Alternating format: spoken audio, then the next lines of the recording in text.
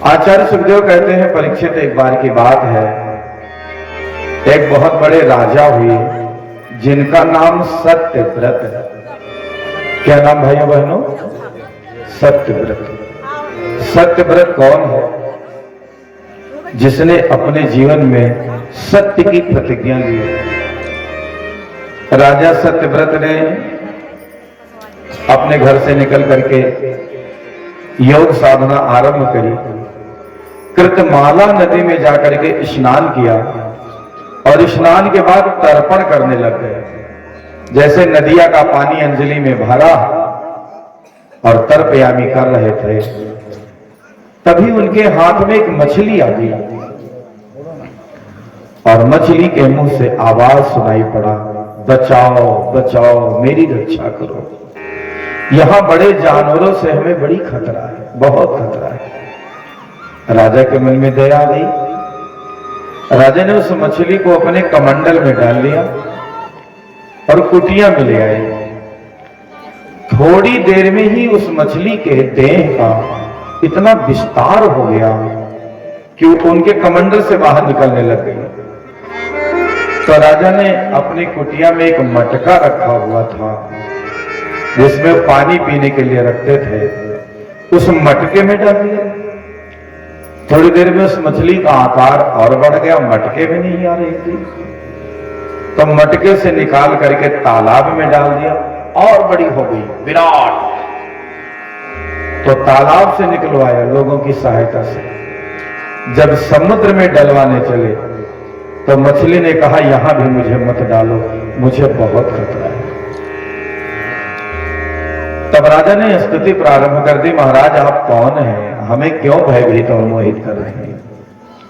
तो वे कहते हैं कि मैं नारायण हूं, आने वाले समय में हमारा अवतार होगा मत्स्य अवतार। परमात्मा के विभिन्न अवतार हुए हैं बंधुओं, जिसमें से एक अवतार है प्रभु का मत्स्य अवतार, मछली के रूप में अवतरित हुए। वे कहते हैं कि आज के 7वें दिन सृष्टि में प्रलय आ जाएगी, सब कुछ जलमग्न हो जाएगा। ध्यान दीजिए, आप सब यहां पढ़े लिखे समझदार लोग बैठे हैं। हमारे ब्रह्मांड में कितने भाग पर पानी है, किसी को पता है? बताओ, ध्यान कहां है? 71। वाह।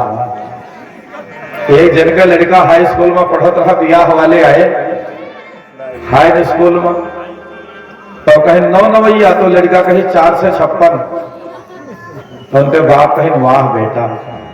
रिश्तेदार कहे कि 10वीं क्लास का लड़का 9 नवैया 4 से 56 कह रहा है, और आप वाह बेटा कह रहे हो। कहे भैया ये 4 महीना पहले 8 से 56 कहता रहा, अब धीरे धीरे सुधर रहा है, तो कहिए 81 पहुंच जाएगी। 71% भाग पर पानी है, 71%। कितना? 71%। इसलिए जिस दिन पानी चाह ले उसी दिन धरती को डुबो सकता है। बाढ़ नदी में आ जाती है लेकिन समुद्र में नहीं आती। समुद्र गंभीर है, लहर उठती है और किनारों से टकरा के वापस चली जाती है। जिस दिन समुद्र अपनी गंभीरता त्याग देगा, सृष्टि जलमग्न हो जाएगी। इसलिए मत्स्य के रूप में परमात्मा ने राजा सत्यव्रत को बताया कि आज के 7वें दिन ये संपूर्ण धरती जलमग्न हो जाएगी। उस समय सभी जीवों के सूक्ष्म शरीर को और जितने अनाज है, पेड़ पौधे हैं, उनका बीज लेकर के आप एक नाव पर बैठ जाना सप्तऋषियों के साथ में, और उस समय मैं आपकी रक्षा करूंगा। ध्यान दीजिए, केला का कोई बीज है क्या? नहीं। अब मैं आप तलाशे लागू कि केला का बीज मिल जाए, नहीं मिलेगा। पहले केला का बीज होता था, लेकिन आदमी इतना अपने आप को विकसित समझने लग गया कि केला के बीज को ही लुप्त कर दिया। बहुत ऐसी प्रजातियां हैं पौधों की वृक्षों की, जो वृक्ष से वृक्ष होता है। और अभी की जब प्रलय होगा तो सब बीज गायब हो जाएंगे। बीज होने का लाभ है कि संसार में प्रलय आने के बाद ही भी वे पौधे नष्ट नहीं होते। और जिस दिन सब पौधे नष्ट हो गए, बीज ही नहीं तो कैसे पौधा विकसित होगा। तो उन्होंने कहा कि जितने पौधे हैं सबका, जितने अनाज है सबका बीज, और सभी शरीरधारियों के सूक्ष्म शरीर को लेकर नाव में बैठ जाना। मैं सप्त और सप्तऋषियों के साथ में उनके, मैं आपकी रक्षा करूंगा। सप्तऋषि कौन है? ध्यान दीजिए, सबका गोत्र चलता है। गोत्र, गोत्र किससे प्रारंभ हुआ? ऋषियों से। हमारे शास्त्र कहते हैं हम ऋषियों की संतान हैं।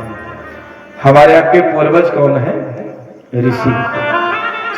इतिहास में हमको पढ़ाया जाता है कि हमारे पूर्वज बंदर थे, पूछ गाय भर गए, सीधा चलना सीख गए, बस हम आदमी हो गए। अरे भाई, भगवान ने बंदर की भी सृष्टि की थी और मनुष्य की भी की थी। बंदर बंदर है, आदमी आदमी है। हाँ, ये बात सही है कि बंदर के अंदर जो पार्ट लगे हैं और आदमी के अंदर जो लगे हैं वो बहुत कुछ आपस में मेल खाते हैं। पर हम ऋषियों की संतान हैं, बंदर की संतान नहीं। ओ सपूतो भारत की तकदीर जगा दो, तुम ऋषियों की संतान हो, दुनिया को बता दो। तो जो ऋषि जिनके पूर्वज रहे हैं वही उनका गोत्र है। ध्यान दीजिए, अब नई पीढ़ी को ना गोत्र पता है, ना कुल पता है, फिर क्या पता है? अपने गोत्र को सबको जानना चाहिए। जानने की तो बहुत सारी बातें हैं, सब नहीं जानते तो गोत्र तो अपना अपना जानना ही चाहिए।